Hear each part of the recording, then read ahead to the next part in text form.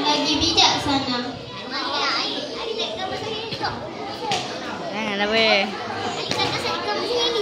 Sabo.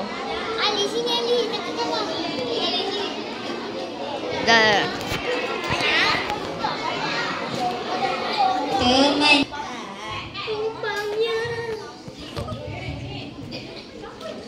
Sawah menghijau indah berseri, padi menguning tanda rezeki.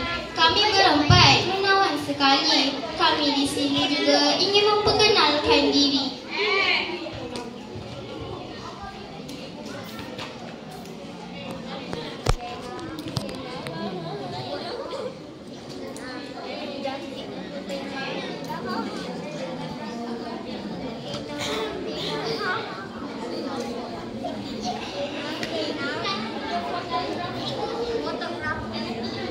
Di pagi hari makan roti, tidak lupa makan mie kari.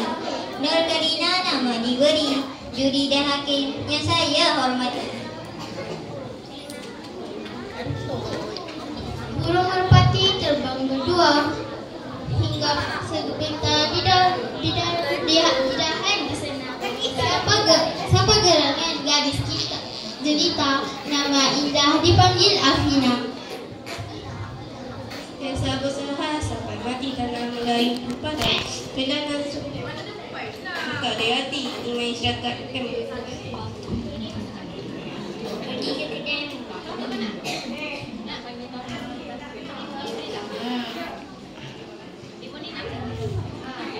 Pergi ke kedai membeli mie bersama tadi. Nama diberi Seda Al-Fadhil Suzani. Orangnya manis.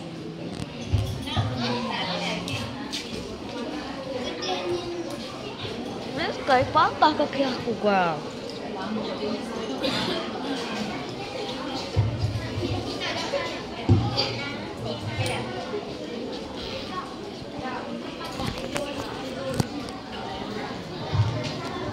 Siapa boleh?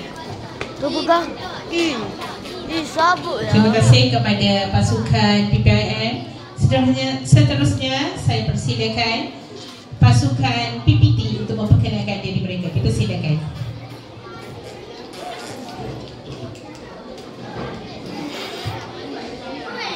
Assalamualaikum warahmatullahi wabarakatuh.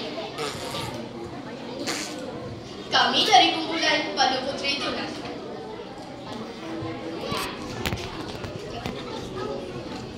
Kami calon pantun terbaik sekolahku, walaupun ku mahu, tapi tetap mahu.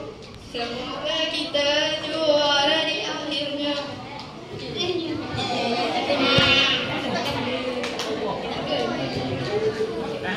Langit senja berwarna jingga, burung terbang pulang ke sarang.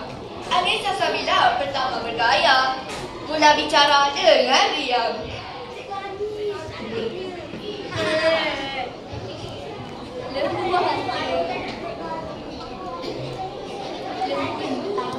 Air mengalir tengah berirama, biak kecil bermain di hulu. Nur Ain Zahra indah namanya, pemantun kedua, teman selalu.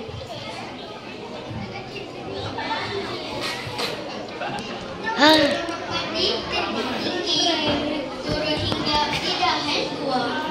Masya Aisyah suka menanti, senyum manis penuh ceria. Di daun hijau menari-nari, Husain Bayu menyapa jiwa. Zahra Erina hadir berseri, pemantun keempat mengikat kata.